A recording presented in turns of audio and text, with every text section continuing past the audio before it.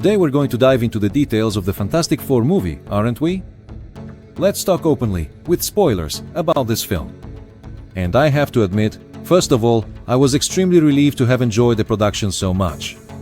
After the Superman movie, I was afraid I had become a bitter old man, someone dissatisfied with life. But I loved this film. Fantastic Four. First Steps is full of subtle references and tributes to Marvel Comics, which attentive fans surely noticed. The reality in which this new group lives, for example, is officially designated as Earth 828, a direct reference to Jack Kirby's birthday, celebrated on the 28th of August 1917. Stan Lee is also honored, with the team's ship being named Excelsior, a reference to Stan Lee's iconic catchphrase. By the way, in case you didn't notice, these two icons appear in the movie. Stan Lee and Jack Kirby are shown in a comic book studio. You can even see the old Timely Comics logo, the name of the publisher before it became Marvel Comics. Stan Lee had a memorable phrase that he repeated in interviews and lectures. Marvel stories are like the world outside your window. And here we have that image in a literal sense, with the two fathers of Marvel Comics looking out the window, surely absorbing everything they see to use in their next stories. Reed's obsessive concern with Sue's pregnancy is also taken directly from the comics. In the comics, during Sue Storm's pregnancy, tests revealed serious complications due to her exposure to cosmic radiation. Her body wouldn't be able to withstand childbirth, and the baby was also at risk. The only chance to save them both was to find a source of energy capable of stabilizing the vital signs and cellular changes of both mother and child. Reed believes that this solution might be found in the Cosmic Control Rod, a powerful artifact guarded by Annihilus in the Negative Zone. It was the first time the monstrous Annihilus appeared in the comics. Speaking of the monster, during a retrospective of the group's first adventures, we see the confrontation with Giganto, that gigantic green monster who graced the cover of Fantastic Four #1 from 1961, a real treat for longtime fans. Paul Walter Hauser plays Harvard Rupert Elder, the famous mole man, who controls Giganto and wears his characteristic visor glasses. In the MCU, he is portrayed as a former enemy who, thanks to Sue Storm's diplomacy, agrees to sign a treaty with the surface world on behalf of Subterranea, where he lives. Here, his followers, called Moloids, are depicted in a more humanized way than in the comics. During the montage on Ted Gilbert's show, there's a subtle mention of the Red Ghost, one of the team's earliest villains in the comics. And here we have an interesting point. If you followed the trailers for this movie, you know that at a certain point the actor John Malkovich was supposed to appear in a prominent role. He was cut. Director Matt Shakman confirmed that this scene was a big sequence, which showed the quartet in action in more detail, establishing the team as protectors of New York and the world. The director's official explanation was that the character would appear at the beginning of the film, while the script was still establishing the context of this new world and introducing the main characters. During editing, they realized that everything was becoming too choppy. In fact, considering the revelation that Sue Storm is pregnant and all the commotion that causes, they decided to remove Malkovich from the film. But what people are saying is that the real reason was the fact that the Superman movie, released just a week earlier, also had a scene with genetically modified monkeys doing the work of a villain. Since both films also featured black holes, prisons in parallel dimensions, and the city's population being evacuated, they decided that the Red Ghost and his monkeys could be removed without harming the narrative. What an awkward situation for John Malkovich, right? A great actor who even appeared in the trailers, but was cut from the film. Continuing with the Easter eggs, Ben Grimm receives a beautiful tribute as he walks down Yancey Street, buys cookies at a delicatessen, and visits a Jewish temple before the final battle. This is a tribute to Jack Kirby, who put much of his own story and personality into Ben Grimm. Just like Kirby, Ben Grimm is also Jewish and grew up in a poor neighborhood in New York. Yancey Street, in the comics, is inspired by Delancey Street, an area in the Lower East Side where Kirby spent part of his childhood. You could say that Ben Grimm is in many ways Jack Kirby's emotional avatar within the Marvel Universe. He represents the strength, pain, courage, and emotional complexity of a man who grew up amid adversity but never lost his humanity. Reed Richards comments in the documentary footage at the beginning of the film that he chose the brightest minds he knew for the mission. This means that even Johnny Storm, who in the comics is not a scientist, is one in this film. This explains how he was able to decipher the language later in the film. He must be some kind of linguist.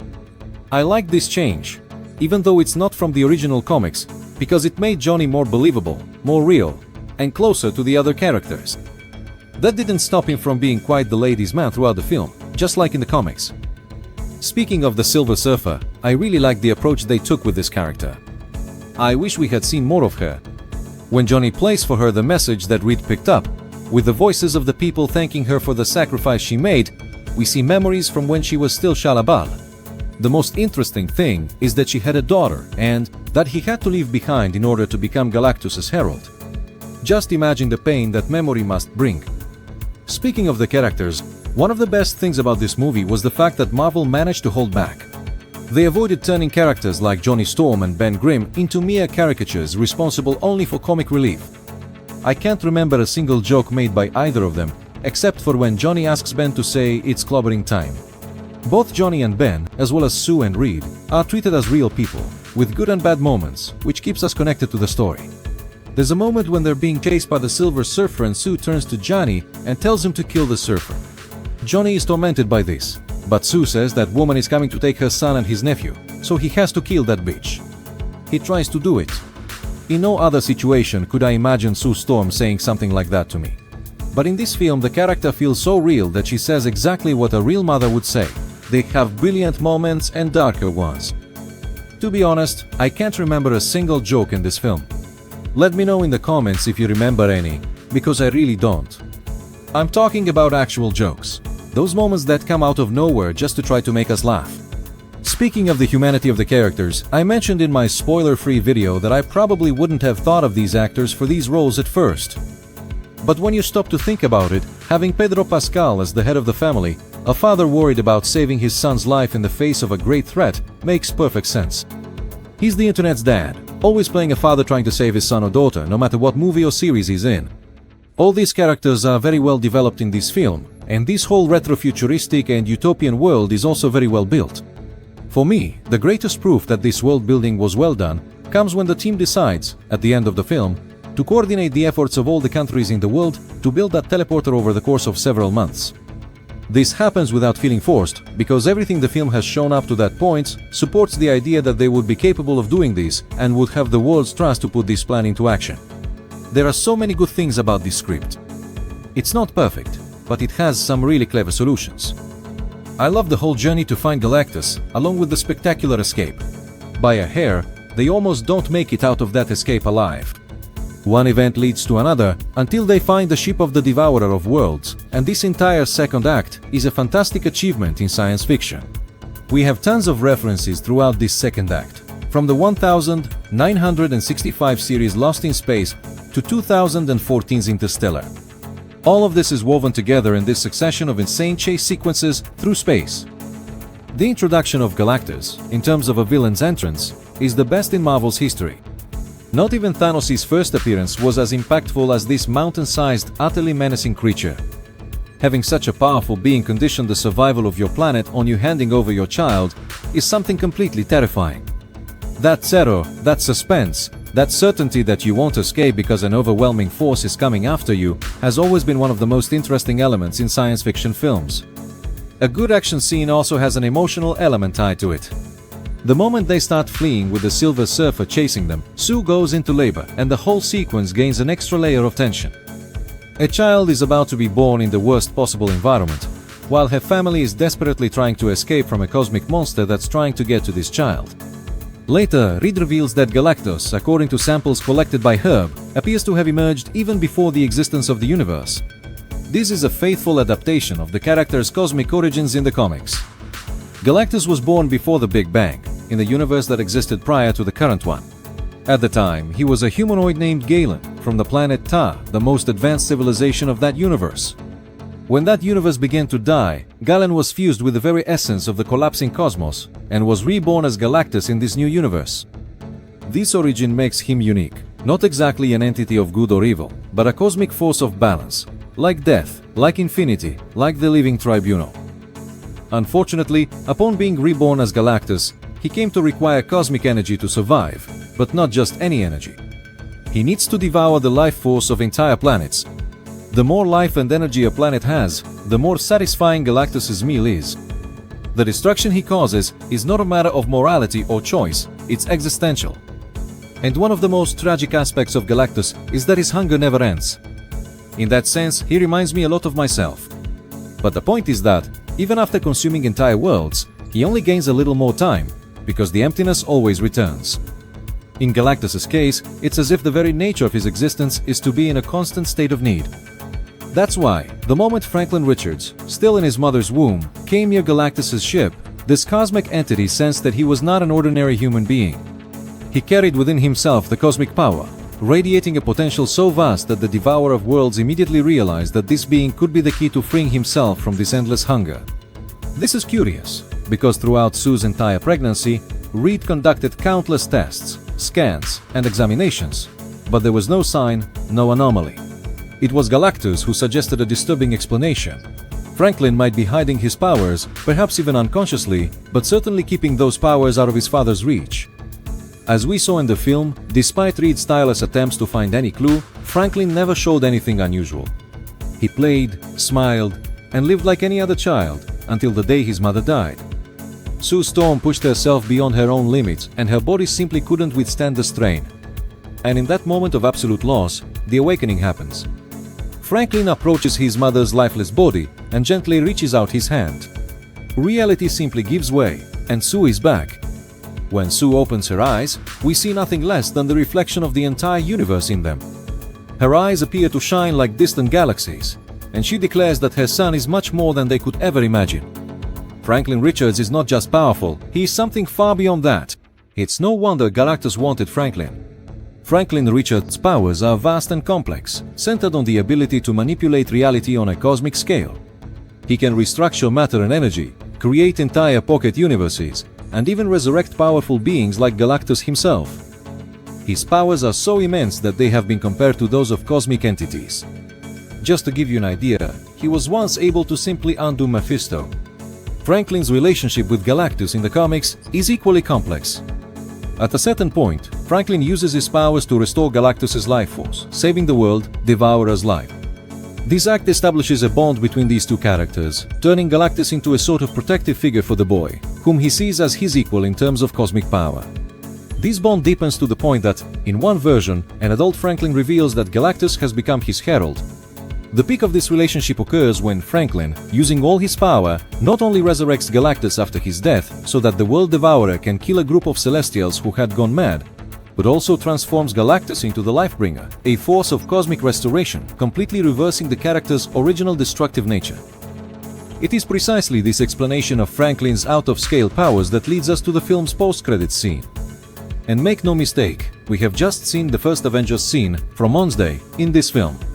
The first post-credits scene of First Steps takes us 4 years after the main events of the film. Sue is calmly reading to her son Franklin, who is now a curious boy already showing signs of great intelligence. She leaves the room for a moment to get another book, but something makes her stop. A faint greenish light begins to spread through the room and, sensing the danger, Sue activates her powers and slowly walks back. That's when we see what she sees. Crouched in front of Franklin, a figure draped in a green cloak, gently holding the boy's hand, while Franklin touches his face in an almost affectionate gesture. Victor Von Doom has just made his debut in the MCU. Although the film had subtly hinted at the character's existence, with the empty Latverian chair at the UN disarmament conference, it's only here that we see his presence in a concrete way. Even so, his face remains hidden and, instead, we see Franklin's small hand touching the face of this man shrouded in shadows. For those familiar with the comics, this gesture carries enormous symbolic weight. After all, Victor Von Doom rarely shows his disfigured face, and allowing a child to see it reveals a lot about the relationship between the two. What happens here, much more than introducing Dr. Doom, is the direct bridge between these first steps and what is to come in Avengers, Doomsday. This is where the grand plot begins to take shape. Doomsday will revolve around multiversal incursions, catastrophic events in which different Earths collide and destroy each other, something we've already seen happening in Doctor Strange in the Multiverse of Madness. In addition, the warning from the leader in the post-credit scene of Captain America, Brave New World, has already set the stage. Heroes from other realities will do whatever it takes to save their own worlds, even if it means eliminating Earth 616. Amidst this chaos, Dr. Doom will see an opportunity in Franklin. Galactus had already warned Reed and Sue about their son's limitless potential. As a brilliant scientist and a masterful sorcerer, Victor is certainly already aware of the incursions and what they represent. That's why he paid this visit to the Baxter building. I firmly believe that Avengers Doomsday will begin with Victor Von Doom proposing to the Fantastic Four that they use Franklin's immense powers to ensure that Earth 828 comes out unscathed in every collision between worlds. That way, in the end, only one universe would remain, Universe 828. Of course, Reed and Sue won't agree, which will force Victor to take more desperate measures. I would say that he will kidnap Franklin and start using the boy as the source from which he'll draw the power to destroy timeline after timeline. He might even start by attacking the TVA to prevent the agency from taking any kind of action. Imagine the post-credits scene of Thunderbolts, in which we see the celestial ship entering our reality. This could be the moment when the Fantastic Four arrive to warn that Victor is coming with his son, and that it's time for this world's heroes to unite to help save their own reality. More important than that, saving Franklin from the villain's hands. And to make things even more interesting, wouldn't it be something if some heroes sided with the Fantastic Four, while others could side with Victor Von Doom? Of course, even the heroes defeat Dr. Doom, which will inevitably happen, they still won't be able to prevent the implosion of the multiverse. Perhaps at the last moment, Victor manages to use Franklin's powers one more time to establish Battleworld, that patchwork of various realities ruled by Dr. Doom, who, using some kind of magic or technological device or a combination of both, will succeed in taking Franklin's powers for himself. In this way, he will cease to be Dr. Doom and become God Doom of this new reality. There you go, the stage is set for the Secret War. That's a wrap, end of story. At least, that's how it would go if I were the one in charge of this ship. But of course, I want to know what you thought of this movie. Leave your comments down below so everyone can see